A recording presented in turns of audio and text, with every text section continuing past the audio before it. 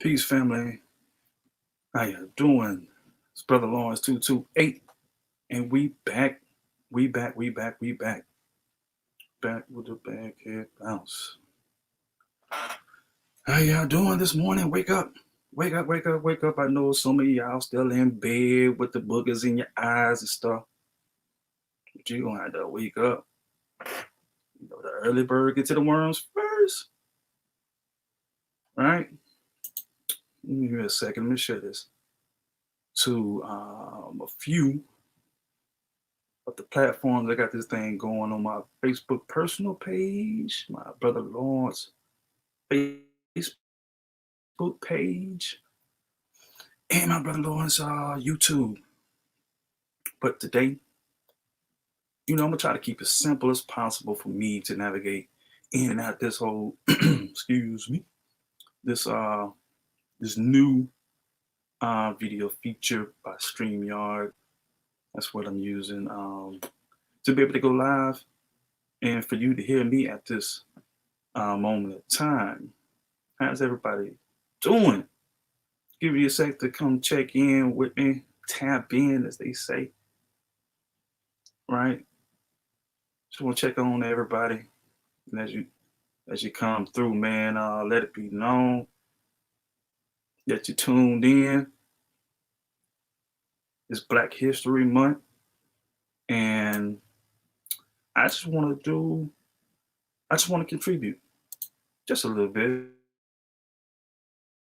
to the awareness and highlighting some of the pioneers that have paved the way for us to do what we do today. Right? Blue, I guess I am live. How's everybody doing? Let me see if I can, if y'all are, I should have had this up already on my Facebook page. Let me get my phone right quick, see what's going on. Tap in, family, what's going on, man? Got it going, but can I see where the chat is at? I don't want to.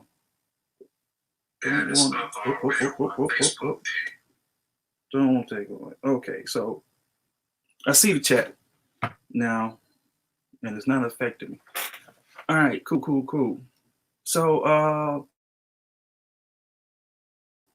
yeah, man, today is gonna be pretty. I don't know how this is gonna go, but I do want to highlight a very special sister by the name of Zora Neale Hurston. Okay, and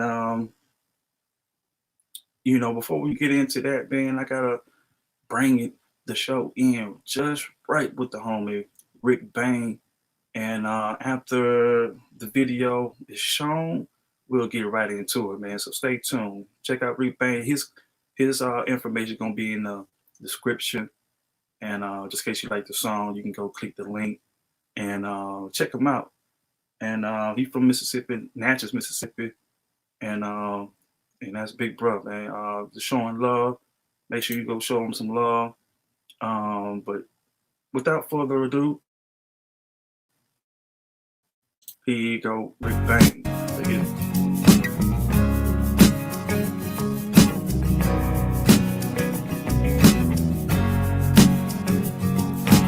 Lord, let the Mississippi River flow. Let it wash away my pain.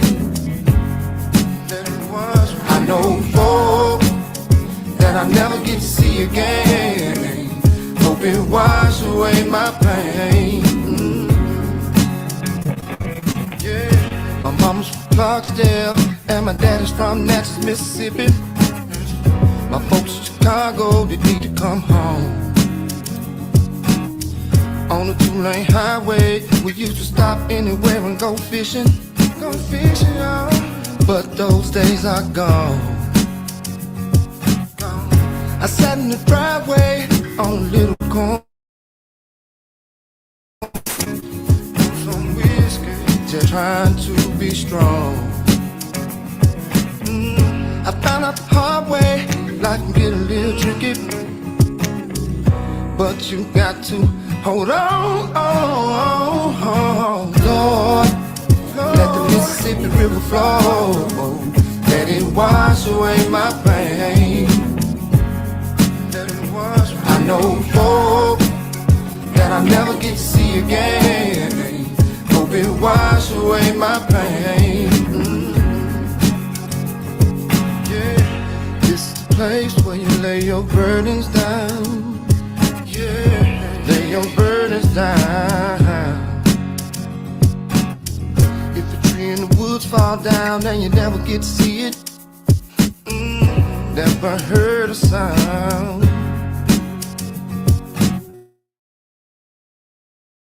Thursdays and Fridays I'm gonna do a little bullshitting, but if you knew what's on my mind, give your people some flowers while they're here and still living, cause we're running out of time. Lord, let the Mississippi River flow, let it wash away my pain. I know folk that I'll never get to see again. Hope it wash away my pain. Lord, let the Mississippi River flow, let it wash away my pain. I know folk that I'll never get to see again. Hope it wash away my pain.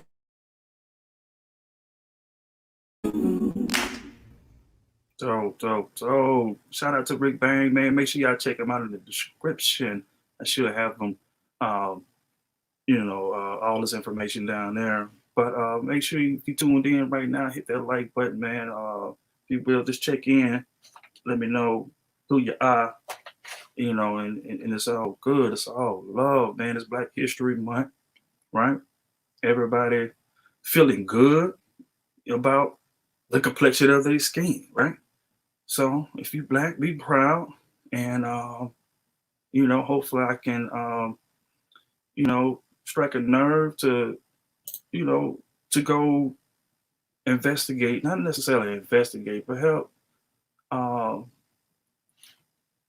Let's see.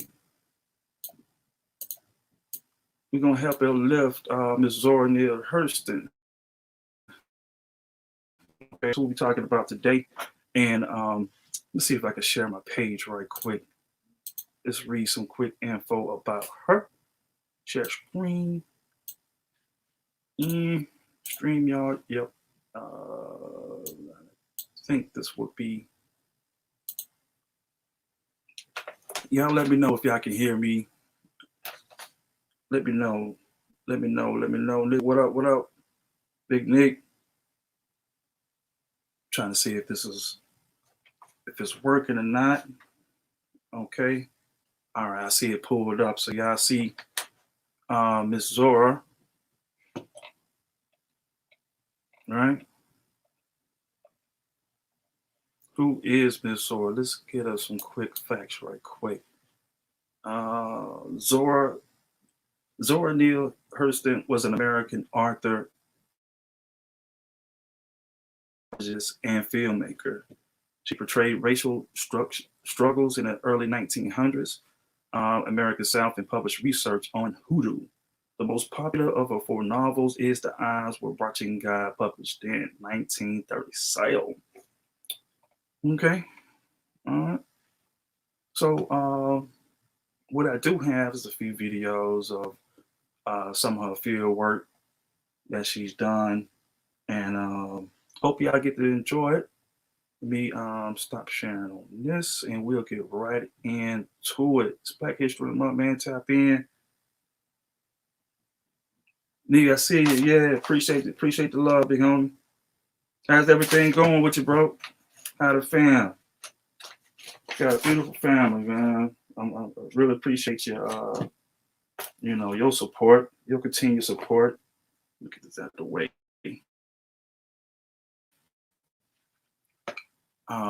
Let's see. I'm probably still sharing. Let's get up out of this. And stop the screen share. so that I can start this video. Aaron Douglas from Kansas City, and Claude McKay, who had gone to K-State and had to go through Kansas City to get to K-State. Therefore, my contention, the origins of the Harlem Renaissance is in BC Eric. Langston Hughes and County Cullen won the poetry prizes, but the most prizes on that day, 4 prizes for Opportunity Magazine Literary Contest, went to a woman who had published only 1 story up to that point. And ladies and gentlemen, here she is, Zora Neale Hurston.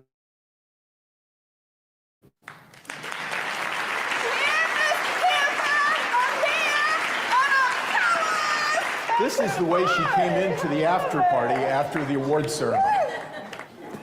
My mother made sure we all read. How you doing, Miss Kipper? May I call you Zora? Oh, certainly. Everybody calls me Zora. I'm everybody Zora. May I call you Miss Crosby? Yes, ma'am. You may call me anything you like. Okay, okay. This is my chair. This is How y'all doing? How's everybody? Check out the energy. Hey, everybody. now.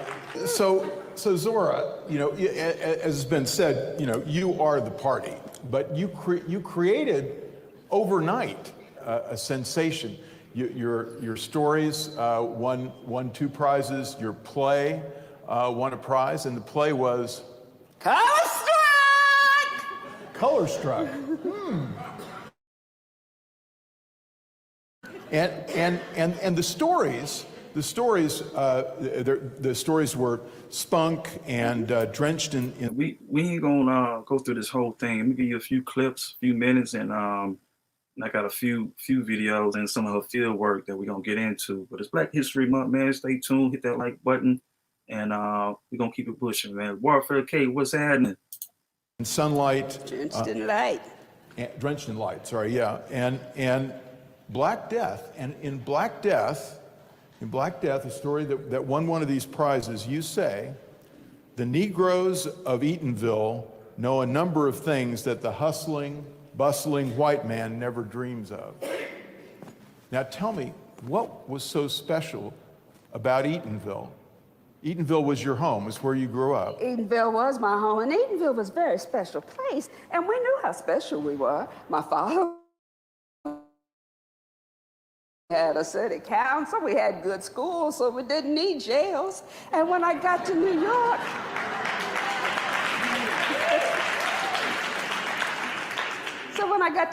I realized that those people didn't see themselves reflected in everything around them like we did in Eatonville. Now, there is this great story, Drenched in Sunlight, that you wrote. There's a little girl, Isis Watts, who's the star of this, the protagonist of this story, who seems maybe to be a lot like you. She's pretty outgoing too. Isis is a little girl who sits on a fence post, and I used to sit on the fence post in front of my grandmother's house. Well, I knew, and Isis knew, that the world was bigger than what we were seeing. So we wanted to see more of it. The other character that seems to be regular in the stories, in your in Their Eyes Were Watching God, the novels, but also in your folklore books. The folklore, we'll go into that in a little bit, but are about mules. There are lots of mule stories. You know, the people who criticize me about mules, they didn't grow up in the country. Mules then were very important to us. And everybody had one. If they didn't have one, they wanted one. So I wrote about a lot of them. So you grew up in this town. It's an all-black town. I think it is funny. You say in your autobiography, Dust Tracks on the Road, that you didn't even know you were black. See, when you grow up in a town where everybody looks like you don't think about color. You don't think about color because nobody looks any different. Now, we might have been a few different shades. Well, I had this friend, Barbara Jean, and one time her mama took me on the train with them down to Orlando, which was only like 5 miles away for real. And she took a picture, and when I looked at the picture, I said, well, Barbara Jean, we're different colors. And her mother said, well, of course you're different. Zora, you're just the nigga. Well, I got really mad at her. And I don't know if I was mad because she said I was a nigger or if I was mad because she said I was just. a nigger. And I just didn't like her anymore after that. But then I did come to realize that people are different, and that lady made sure that I knew that. And you read a lot of mythology books, which is interesting. You read a lot of mythology, and you talk about Hercules' oath, and about his having to make a decision between committing his life to duty or pleasure. And for a young girl, you liked his choice, the choice of duty. That sense of duty and taking care of folks, that was kind of inbred in me. And my mother was very special to me. That's that Southern hospitality. She called me and she said, Zora, honey, I need you to do something for me. I'm getting ready to pass from this to next. She said, Zora, I want you to promise me something. Now, when those ladies from your daddy's church come... Shout out to everybody tuned in, man. D-Code, cuz. What up, man? Trees, what's that? ...the clock, and that you won't let them cover the mirror. Now, I thought about that real hard for a while, because if they pulled the pillow out from under her head, then when her soul left her body, it would have a smooth transition. And if you covered the clock, then time would stand still for my mother. And if part of the mirror was exposed, then when my mama's soul flew past it, part of it would stick to the mirror, and she'd always be here to take care of me. Well, one day I was sitting out in the yard, and I was playing with my dog, Miss Corn Shuck. And I saw the ladies from my daddy's church come. And I looked inside, and the ladies were pulling and tugging and trying to get that pillow out from under my mama's head, and one had covered the clock, the mirror. So I ran in there and I grabbed that cover off that clock. And I screamed and I screamed and I screamed. And when I was about at the height of my screaming, I looked up and I saw my daddy in the door. And I was almost relieved. Because, see, I knew my daddy had relations with other women, but I thought he loved my mother enough that he would help me keep my promise to her. But I guess he didn't, because he scooped me up from the base of that bed and carried me out of that room, grief, self-despisement and all. And he deposited me on the other side of the door. Your daddy got another mama, stepmama. He did. Very fast. Real fast. Didn't work too well for you. He married a woman that didn't like my mama's children. And we didn't like her neither, but he chose her, not us. And you tell the story in Dust Tracks, you almost killed her. I tried to. And so you left. So, yeah, but you see her personality, just as beautiful as could be. And I got a few more coming, man. Just want to give a shout out to Eric Warford K on YouTube. Big Chief, what up?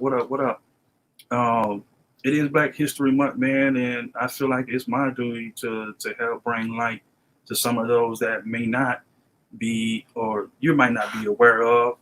And hopefully it's a learning opportunity to inspire you to, research some people outside of the main characters, not necessarily characters, but the ancestors that they give us in school, or who they portray in media, the main media. So let me get this down right here. I got another video I'm about to stream for y'all, man. I appreciate y'all tuning in, man. That's much love. It most definitely motivates me to keep this thing going. And the more I do, the better I get at it, the better the content will be. And hopefully we can bring in some influential people to talk about these situations that we are in now. But again, without further ado, man, I got this next video coming up. All right, and let's see what we can get to. Let's see, not that one. This one right here.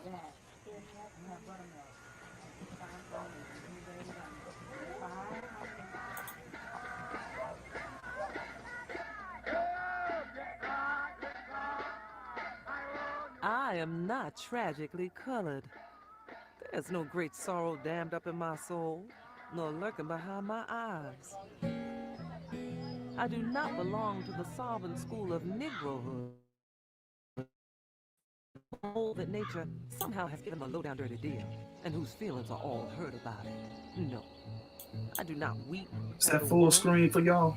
I am too busy sharpening my oyster knife. Zora Neale Hurston journeyed deep into the South with a camera and pen in hand, recording Negro folk culture. She wrote countless books, plays, and articles infused with the rhythm of her people. Zora's fame would come from one book, Their Eyes Were Watching God. But throughout her life, she was legendary for her spunk. She was bodacious. She was outrageous. She enjoyed shaking things up. She's a Southern black woman who wants to be a scholar and a writer, living in a white world. Letters. And that was one thing I liked about her. Full screen. She didn't care about you and what you thought. Zora could go from dialect It looked like to it's kind of the cut. most beautiful English that you could possibly imagine. It was like music when she spoke. Zora was kind of feisty and kind of raunchy. She could tell you to go to hell and make you enjoy the trip.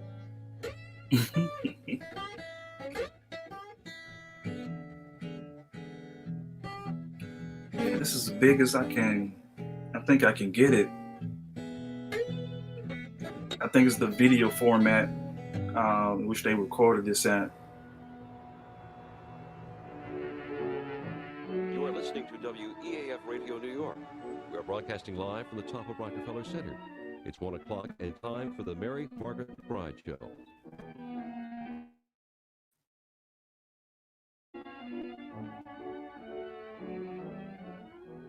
Here is Mary Margaret McBride. Our guest today is Zora Neale Hurston, and her book right now is Dust Tracks on a Road, which is the story of her own life. Yes, this is my 6th book, Dust Tracks on the Road. Of course, that just gives no idea of all the things that have happened to Zora Neale Hurston. She's going around the countryside collecting folklore and done a beautiful job. Well, much obliged. Yeah, the way this this video is formatted is not, I guess, traditional how we view videos right now. So it looks like it's short. That's the reason why you see these trees on the outside of the. That's my background. That's my Welcome to Pascagoula background. But this is, pretty much the full screen as it is allowing me to show it. But if it's cool, then we cool.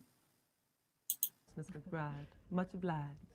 You know, there was one thing you said about children that I loved. What you said about the moon. Tell us about that. Didn't you think the moon followed you, Miss McBride? Yes. If the moon is shining and you go out and you run and it'll follow you. And I, of course, thought it made a special effort just to keep up with me. And I was so shocked when I found out that it followed other people because I thought I was just something so very special. And so it was a race for the moon to follow me. Whichever way I'd run, it would follow me, just like a puppy dog. And it sort of disillusioned me when I found out that other people were making the same claims on the moon as me. Man, that's a great way to look at life, man. It might seem pretty small, but sometimes, man, just look at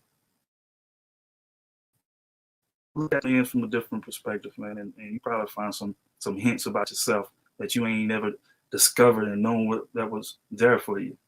Florida village where Zora grew up was a special place that had been created by and for black people in 1887.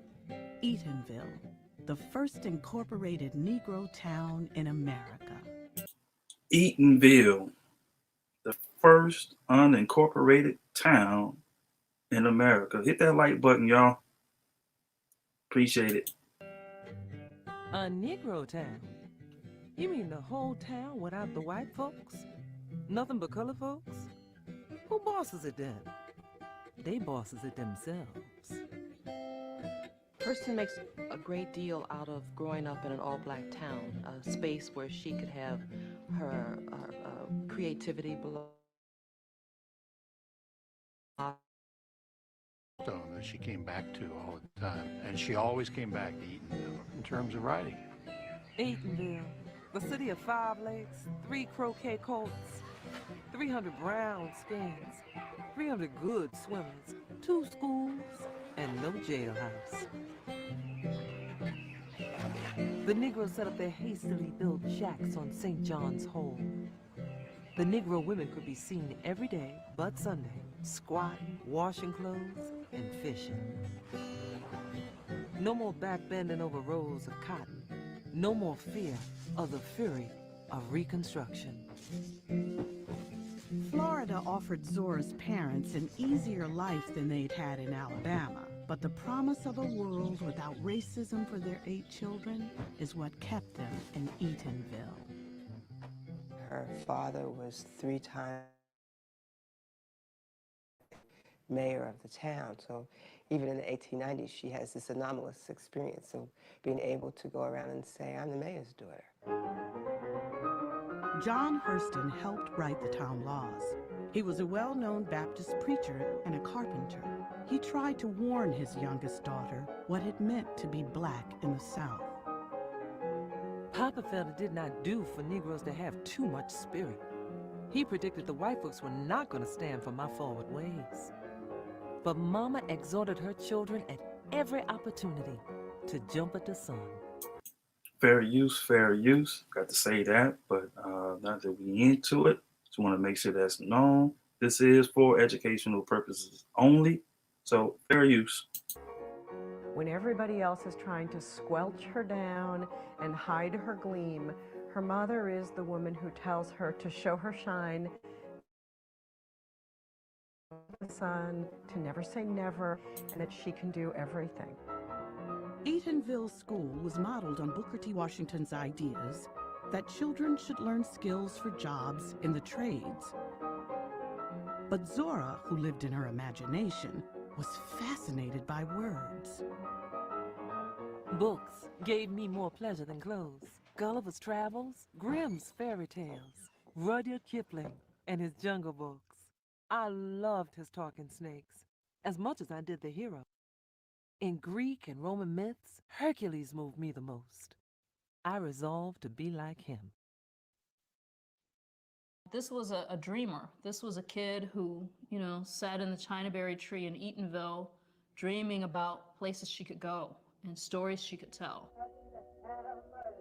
But Zora never dreamed her life in Eatonville would end so suddenly. Zora was just 13. Her mother died. Mama died at sundown and changed the world. That hour began my wanderings. Not so much in geography, but in time. Not so much in time as in spirit. At the time of her mother's death, the family disintegrates. And after that, she's really a woman on her own.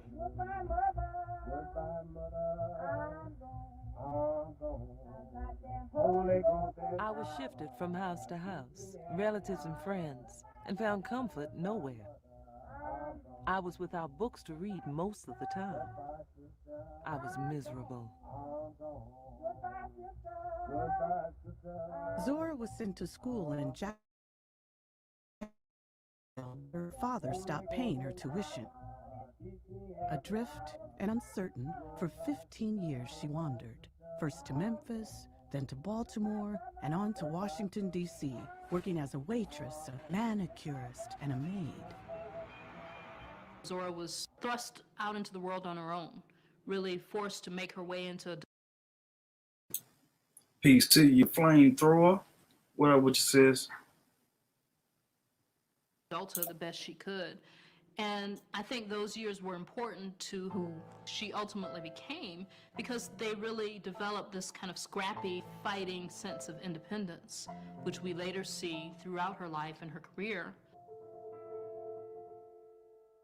Zora yearned to get back into school, but as a young black woman on her own, she lacked resources and support. She persevered, and in 1919, accepted at Howard, one of the nation's leading black universities. There, at 28 years of age, she began to write. I joined the Zeta Phi Beta sorority, took part in all the literary activities on the campus. I named the student paper The Hilltop, and I made the stylus.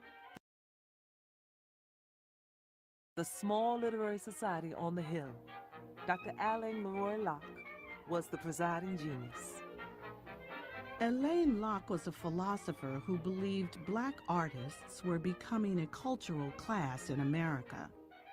He recognized Zora's talent and sent one of her short stories to be published in Opportunity, a national magazine for black writers.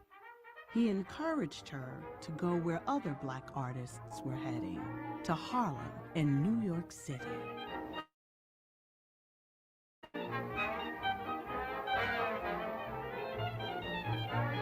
So the first week of January 1925 found me in New York with $1.50 in my pocket, no job, no friends, and a lot of hope.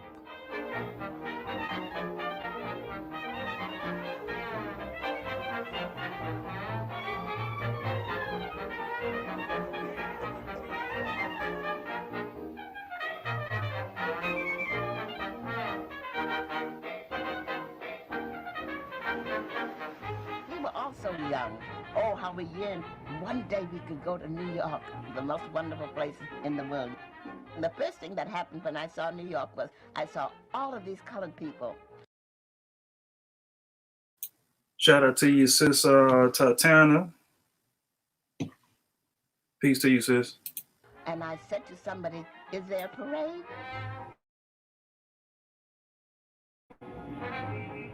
Very hopeful. New York is the place to go. It's the center not only of publishing industries, but also the important magazines that are being born at this time, like The Crisis. Langston Hughes said he'd rather be a lamppost in Harlem than the mayor of a town in Georgia. It was just that compelling. Zora immediately became known around town as a very striking new talent. She was a very flamboyant person. She would walk in and say, "Queen Zora has arrived." And everybody would say, "Zora's here, Zora's here. Let's hear some stories." She was very interesting. Zora was a very interesting person. She told wonderful stories. Baby, he crooned, what's on the rail for the lizard? I'll tell you like the farmer told the potato, plant you now, dig you later. Few people realize that the Harlem Renaissance, for many of its prime movers, was about the integration of what Alain Locke once called the cultured few. In his manifesto, The New Negro, published in 1925, he said that there was a new assimilated, cosmopolitan, artistic class and economic class, and that these are the people who should be integrated into American society, and the slow-moving masses, another direct quote from Locke, would come along much later. But in the meantime, this vanguard of the race. Is that the dude that be rolling with Rick Kittles? It's like the DNA dude. Should be allowed to assimilate. There are serious artistic patrons who are wanting to show that they're interested, but also wanting to be involved. This is where we get a lot of the literary contests. Those mostly come from white patrons who have given a great deal of money so that there can be awards and big-time events.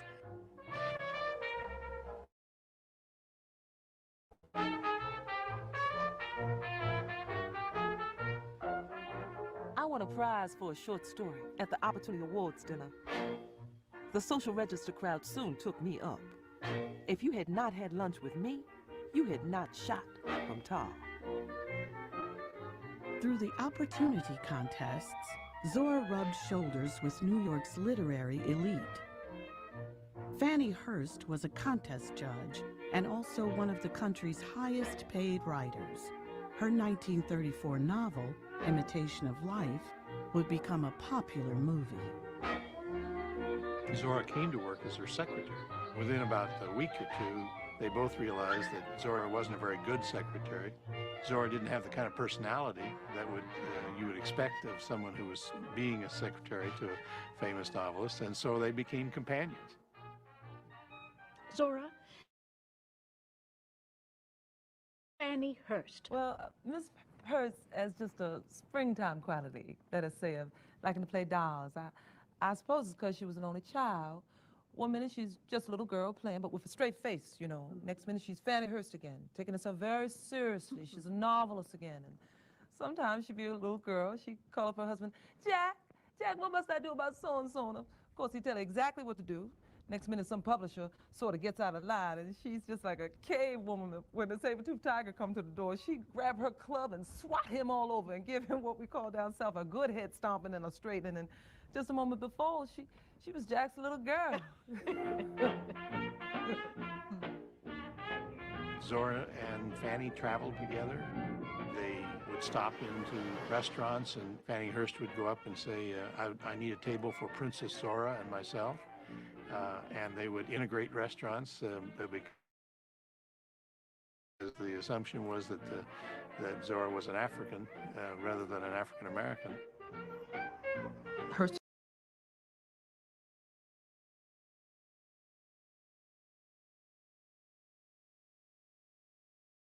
They would stop into restaurants, and Fannie Hurst would go up and say, I need a table for Princess Zora and myself. And they would integrate restaurants because the assumption was that Zora was an African rather than an African American.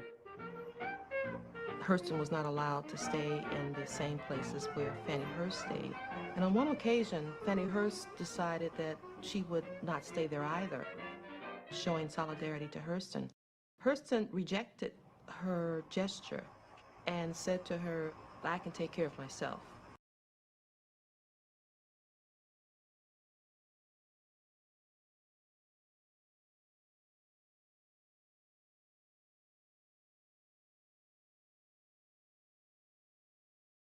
Refusing to be treated like a victim. And I think much of her scholarship, much of her ideas turned on rejecting victimhood. Sometimes I feel discriminated against, but it does not make me angry. It merely astonishes me. How can any deny themselves the pleasure of my company? It's beyond me. African American literature was written primarily for a white audience, to show that we weren't meant to be slaves, that nature hadn't made us inferior, et cetera, et cetera. We knew what fork and knife to use, however you might want to think of it. So there was always a idealized white reader on the black writer's shoulder as she or he went about the process of creation. Harlem Renaissance was known among the participants in the new Negro movement. And they were aware that they were creating history. They were aware that they were doing something different. And Zora was the self-proclaimed queen of the Harlem Renaissance, queen of the Niggerati. That was a term that she came up with to describe these sort of educated and literary black people. She helped to publish Fire, the magazine. It was an attempt to create a new vision of black culture. The magazine was a frank exploration and celebration of all the things that the old guard hated. You know, black sexuality, scenes of juke joints, and poetry that really celebrated, you know, the black body, and portraits of black women that no sort of proper black writer should describe. Oh, them half-whites, they gets everything. They gets everything everybody else wants. The men, the jobs, everything. The whole world's got a sign on it, wanted, like colored. Zora Neale Hurston actually engaged in being color struck. This was this dirty little secret in black culture, that there was this kind of privileging of very light-skinned, very European-looking African Americans. Well, she was a rebel. She was an intellectual rebel. She was a personal rebel. She told off-color jokes in front of white people and drove her contemporaries crazy. She also was one of those people who seems to act almost without a censor. And that's a very unusual thing for a black person in the 1920s. She seems to have been herself all the time and not particularly worried about the kinds of conclusions that people might draw about all black people from her particular self.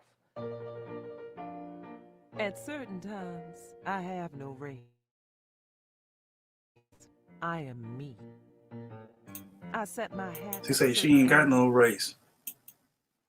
And saunter down 7th Avenue, Harlem City.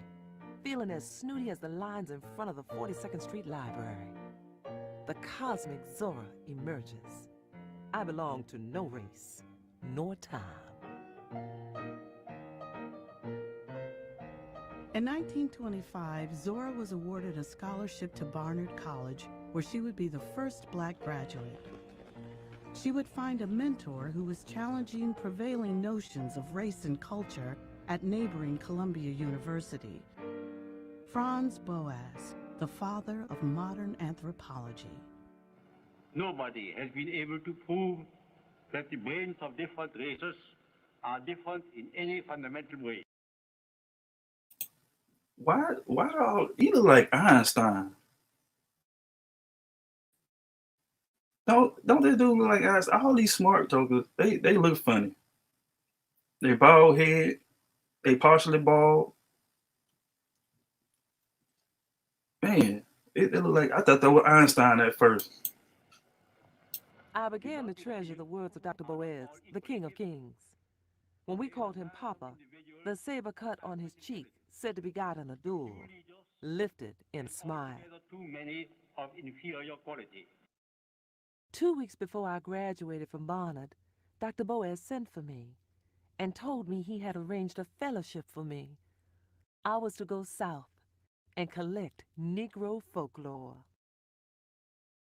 You ought to hear Zora Neale Hurston tell the story of when she was going around the countryside collecting folklore, and you were just out of Barnard. And what was it you'd say, Zora Neale? I was very conscious of Barnard English and my Barnard edition. I would go to some of these common people for Negro folk stories. I'd say, do you know any of those folk tales? I'm searching for some folk tales. I ain't never heard about them. Maybe they heard about them down there in Sanford or the next county. I ain't never heard nothing about them. When money from her fellowship ran out, Elaine Locke introduced Zora to a patron who funded black artists, a wealthy heiress named Charlotte Vanderveer Osgood Mason, who liked to be called Godmother. Charlotte Mason was one of the most fascinating figures of the Harlem Renaissance. For her, the only thing that was legitimate about black culture were the unlettered, the untutored expressions of black culture. What was white was lettered and educated and formal, and what was black was spontaneous and exotic and... Laugh if you will, but there was a psychic bond between us. Godmother could read my mind, not only when I was in her presence, but thousands of miles away. The thing that delighted her was the fact that I was her only godchild who could read her thoughts at a distance. Armed with a movie camera, a pearl-handled revolver, and Mason's contract for $200 a month, Zora set off for the South. Florida is a place that draws people, white people from all over the world, and Negroes from every southern state surely, and some from the north and west. So I knew that it was possible for me to get a cross-section of the Negro South in the one state. The first place I aimed to start collecting material, Eatonville, Florida.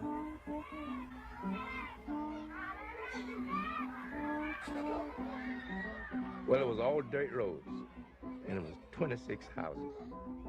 I'd walk around Eatonville with her, hold her hand. She'd hold our hand, we walk, swinging hands. You know, when she was walking around through Eatonville, asking a lot of questions, we didn't know what she was trying to do.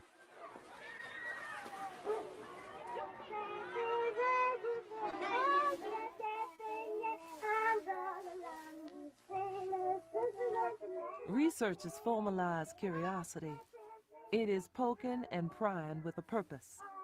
It is seeking that he who wishes may know the cosmic secrets of the world, and they that dwell therein. She recorded the games children played, the songs they sang, customs of a small town, what she called the boiled down juice of human living.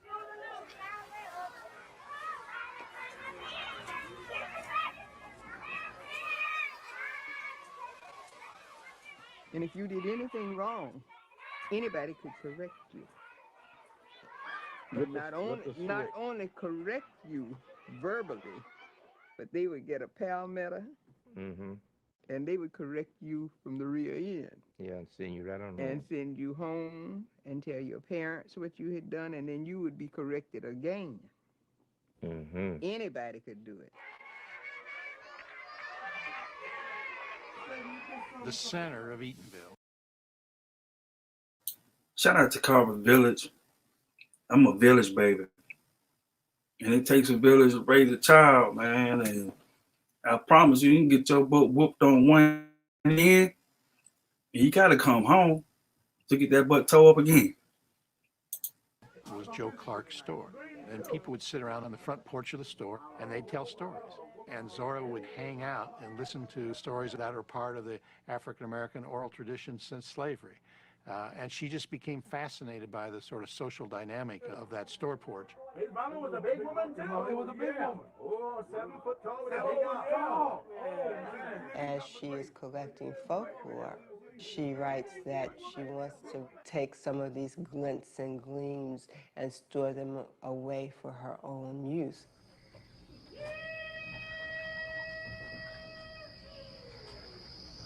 Zora knew she had to move beyond her Eatonville roots to dig deeper into Black culture.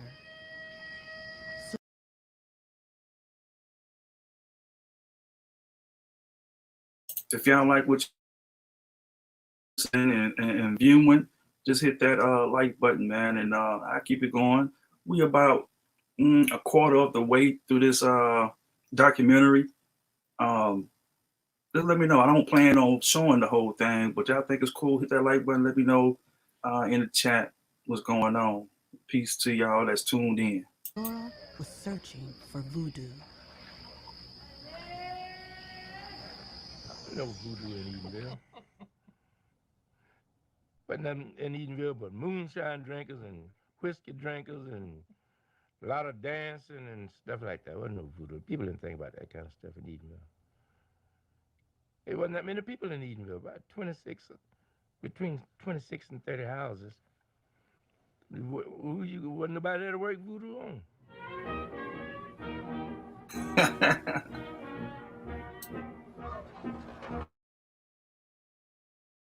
New Orleans, I delved into hoodoo, or sympathetic magic. In order to work with these two-headed doctors, I had to go through initiation. I heard of Luke Turner, a hoodoo doctor. He tried to shoo me away. She goes to Luke Turner. No, I don't want to work with you. No way. She comes back. No, girl, I said no way. She just keeps on, girl. And slowly it dawned on him. Because at that time, as you know, you could be thrown into a jail for any hint of practicing voodoo. And of course, refusing to take no for an answer, being gracious about it, Zora Neale Hurston proved the real methodology is patience.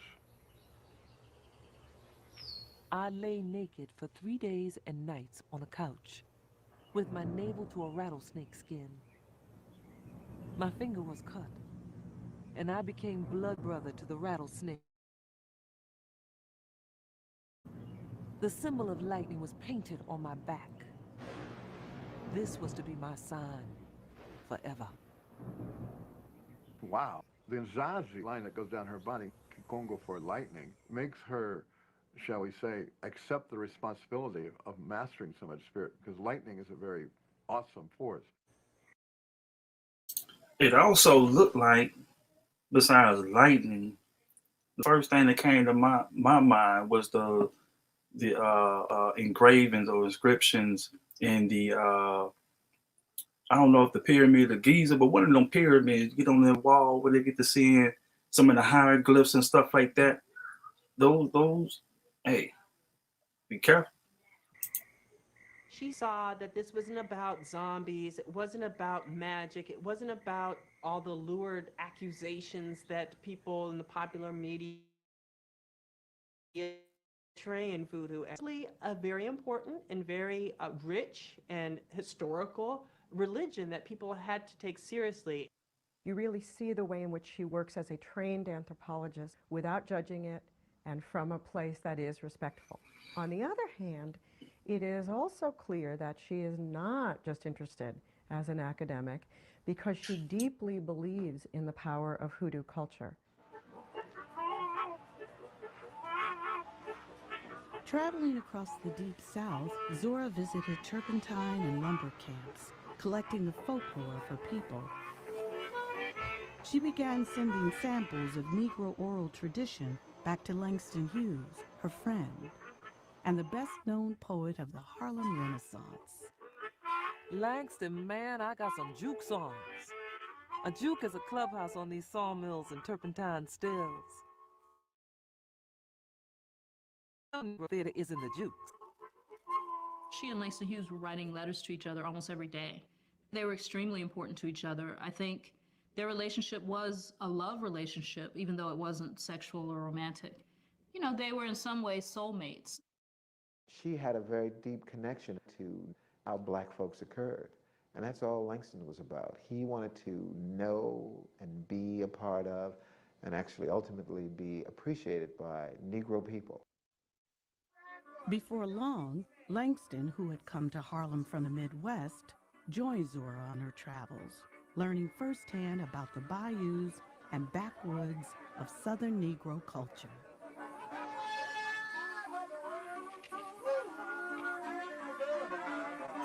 Y'all see no mules?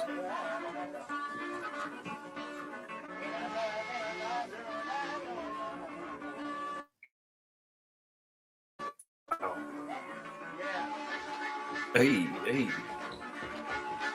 Check out that footwork, though.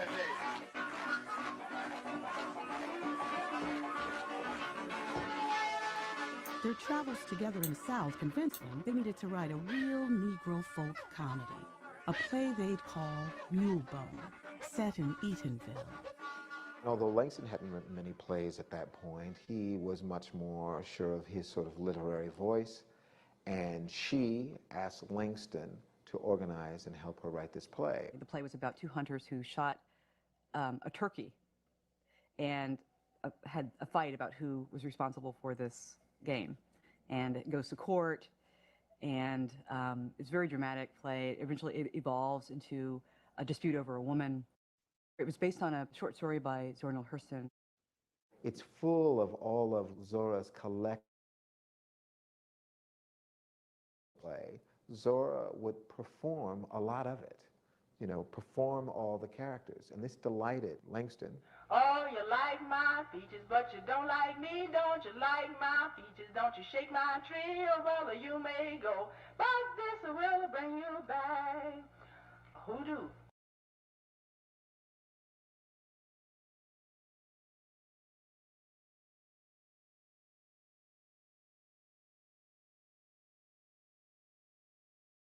Hoodoo. This will bring you After a good summer of work, she quickly vanishes, and he is left to kind of wonder what's going on with her.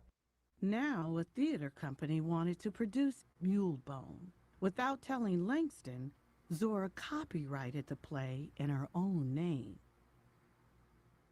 Hughes was understandably livid. This was not sanctioned. In his eyes, the play wasn't finished. And Hurston had disappeared, months before, and given no indication that she was finished with the play, was happy with it. So this turn of events was something he could not have predicted. She has a deep sense in the 30s of intellectual property, and that's where a lot of the Mulebone tension is about. It's about her sense that one's work as a writer, as a black writer, as a black woman writer, is not there to be stolen by everybody in sight, and she's very protective of that. The friendship between the two writers shattered. Production of Mulebone stopped. But Zora held on to the notion that her plays could be a window into real Negro culture. Godmother agreed to finance Zora's first play, a folklore concert set in a Florida railroad camp.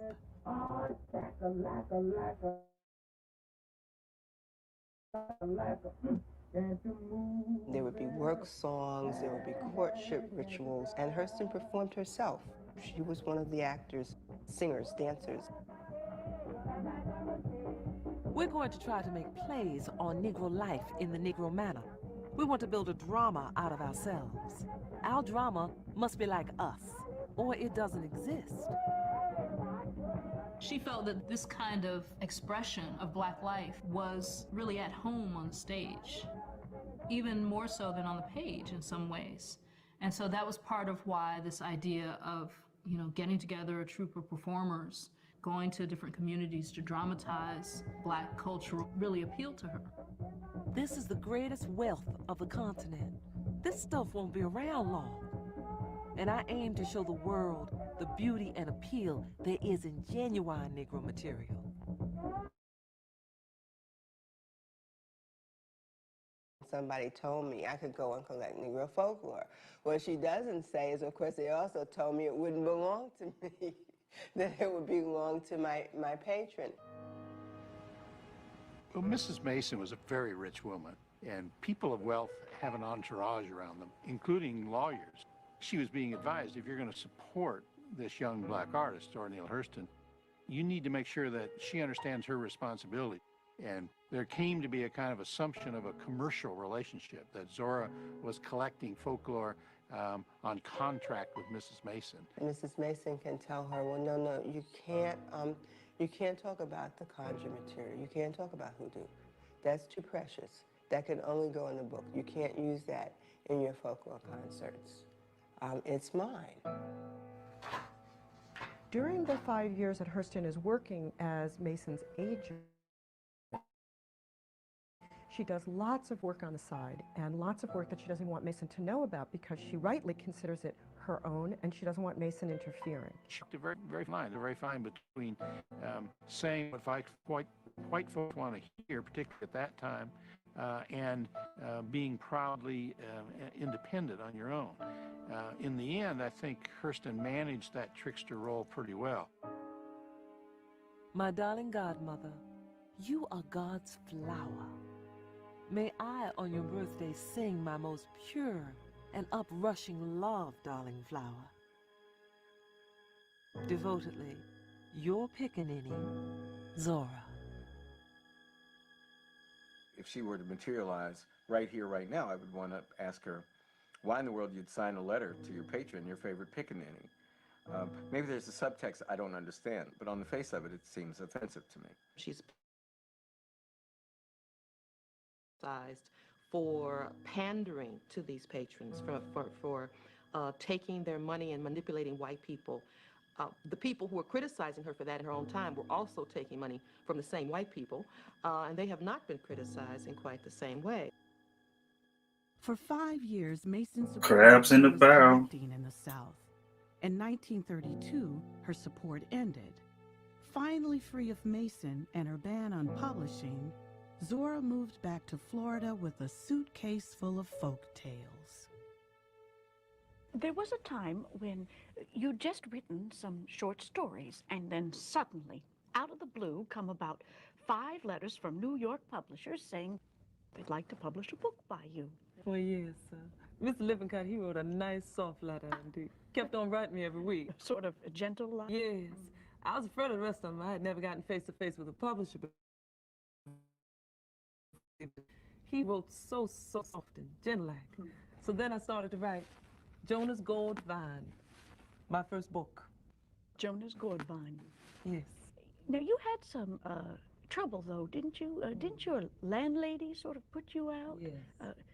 Didn't she like the typewriter, or what? No, I didn't even have a typewriter then. I wanted to, but I didn't have one, you see. I hired this house, and there was no electricity there.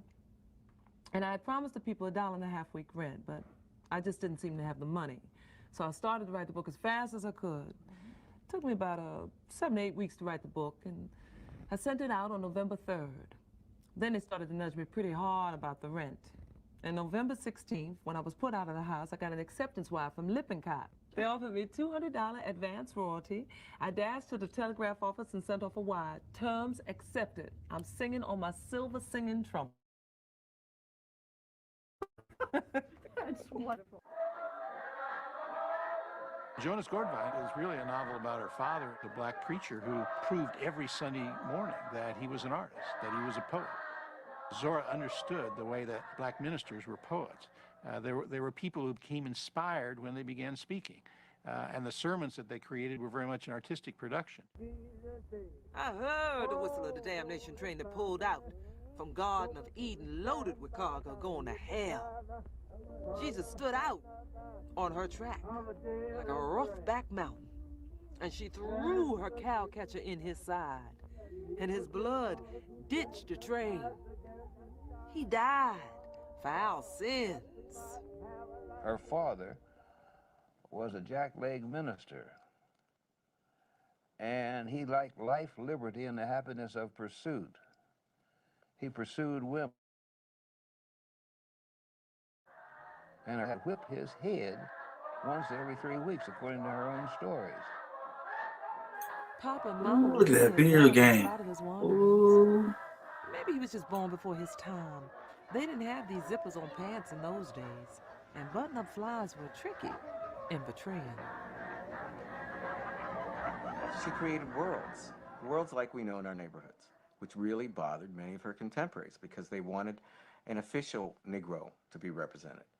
Refined African-American who didn't gamble and didn't engage in extramarital sex and didn't tell lies and signify. What I had wanted to tell was the story of a man. And from what I had read and heard, Negroes were supposed to write about the race problem. I am thoroughly sick of the subject. My interest lies in what makes a man or a woman do such and such, regardless of color. Part of the genius of Hurston is that she uses her community as a laboratory. You cannot really understand her wonderful literary production without connecting that to her ethnographic work. Zora's next book, Mules and Men, was fueled by her anthropological research. It included stories from Joe Clark's porch in Eatonville and Zora's adventures in a juke joint full of love and danger. Mules and Men is a nonfiction book, but it's sort of stylized nonfiction where she sort of created herself as this character who's taking you on this journey through the South. And it's totally rooted in her anthropological research. There's a passage where a guy's flirting with her, and he says, if you stay with me, what make it so cool? Breakfast. I get up and make it for you, set it aside over the burner just for you, baby. What make it so cool? What make it so generous? What make it so so suave, so socially ingratiating? She caught, because her ear for black speech was impeccable, she caught the yes quality wrapped in this supreme black metaphor, and she documented it in context, in the process of being flirted with. And that's what makes Zora, she will not date, because her pages are really scenarios, they're films. Rural I want those country drawings, what she called a those psychic paintings. savings bank. They could draw from these Meant to cultural find tales. those. And she wanted to share that these folks that were otherwise seen as stupid, lazy, ignorant, that were not at all. They were hardworking, hard-loving, hard-fighting. Okay. I just saw something. Let me see. It said Lee Baker from Savage to Negro. So who are the savages they talking about? Who are the savages they talking about? Who else call people savages? And who are those people? Who were the people that were called savages when French or Spanish, the Spaniards came through this thing, Portuguese, all them Europeans coming over here calling us savages. So we going from savage to Negro. And above all, I'm gonna check out that as a book. way to really figure out social relations. Mules and Men was praised by critics and scholars. Hurston had shed light on what many thought was a backward way of life. She had given the world a new way to look at the South. Northern intellectuals saw a South determined solely by horror. The horrors of lynching, the horrors of economic deprivation, the horrors of Jim Crow. Hurston saw the South as home, as a place where people lived. And what she foregrounded in her ethnography and her literary work were the everyday lives of Black folk, and provides a window on to people as human beings, as she was so fond of saying, as individuals. Y'all see him pull out that heel toe? That heel toe? Who know about that heel toe? Now, we have any dancers in here? People like to dance, know about that heel toe. She loved her own roots, and she loved her people, you know, and just the way they were. She wasn't feeling, as many of the people in the Harlem Renaissance felt, that they had to be changed and they had to be, you know, refashioned, reshaped into something that was presentable to whoever. You know, she felt like they were, you know, great in all of their messiness. So she presented their humor in its rawest form. She presented their gender relations in their unconventional form. She didn't want to wash off and clean up the unwashed masses. She wanted to present them as they were. You know, some of your words I love. Do you remember how you say friended? Yes, making verbs out of nouns. We do that a lot. She was friended with. Oh, what's that one about putting your foot up? Putting your foot up? When you get ready to really play the dozens with somebody, lay them out, you see. Play the dozens? You go to their house and you put your foot up on the step, you see. And with one hand on your hip, you tell them what you really think about them and all that folks from way back for 5 or 6 generations. Like maybe their old man was a double-hump camel and their mama was a mule. Now that's putting your foot up on them. You intend to be very emphatic when you put your foot up. What's specifying? Oh, well, that's giving all the details. They use that sort of loosely. Sometimes a person is talking a lot, giving the details, you know, narrating you in front of the public, and they say, ain't she specifying, telling all about them. Hurston wanted to talk about language, for example. She would talk about how people would say, you know, I killed him dead. Then if you're really angry, you might say, I killed him cemetery dead. That there was something about the language that was inventive, that was creative. And this is at a time when the common belief is that Black people could not speak English correctly. Hurston argues not only could Black people speak English differently, but the way they spoke English had been so influential that it changed the way Southern white people spoke. Every white boy, every white girl goes around saying, Now, their Anglo-Saxon ancestors said yay and nay and yes and no, but not That is African. The most dramatic Africanism in the speech of Americans. West Africans in Senegal call la langue du, the sweet language was a language dependent entirely. Shout out to Maya Angelou. My son actually is doing a project on her. So we're going to do, you know, we're going to do it real big on it. But shout out to Maya. Upon tone, and even the lengthening out of a word. So if I spoke the sweet language to you in the South, instead of saying, hi there, how are you? I'd say, hey, how you doing? Well, I never heard white folks use sweet language, and I heard Black people use it all the time. In 1935, Zora began working for the Library of Congress. The pioneering musicologist, John Lomax, and his son Alan, creating a repository for American folk songs.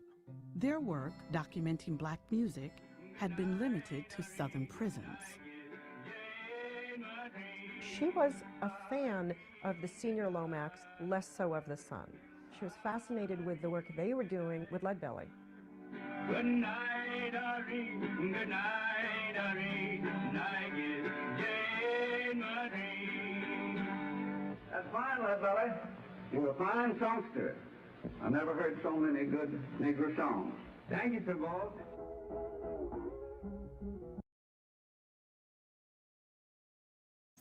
What's up with your family? Wake up, wake up, wake up. It's 11:12 a.m. CST, Central Standard Time it is, man. What y'all doing? What y'all got going? Be tuned in, check in, hit me in the chat, hit the like button, all that good stuff, man. I think I'm about to wrap it up for this. We're gonna make this a part 1, and we're gonna do another live later on today, so that we can finish off this video, because it's quite lengthy, right? And it's right now it's raining, it's storming down here on the Gulf Coast, and I really would hate to have this just shut off, So I'm gonna be cautious, man, and just go ahead and respect Mother Nature, that I know all of what she can do to electronics, computers, what I'm saying, with the power, electricity and stuff. So we're gonna wind this thing on down, man, and we're gonna pick up later on, man. Make sure you, if you're on YouTube, hit that subscribe button, hit the notification bell, so that when I do go live, what I'm saying, you get, you're right there on top, one of the first to be notified. Same thing with Facebook, because I am doing both at the same time. Make sure you follow me. And that's pretty much it, man. I'm gonna go ahead and shut this thing on down. Make sure you do your genealogy, right? That is so important to find out who your people are. It's a twist to that story, his story. It's a lot to go into it. They're not telling it all, but it most definitely make a difference if you know your family's place in history. So genealogy is important. If you need help with that, make sure you hit me up. My email, brotherlawrence228@gmail.com. And that's about it, man. We're going to wrap it up. I'll see you on today. We're going to do this today around, I don't know, probably like 5. Let's say 5 p.m. Central Standard Time. And hope to see y'all then. We're gonna finish the rest of this documentary on Zora Neale Hurston. Okay, it's Black History Month, man. I'll lift everybody, man, and good vibes only, man. We here.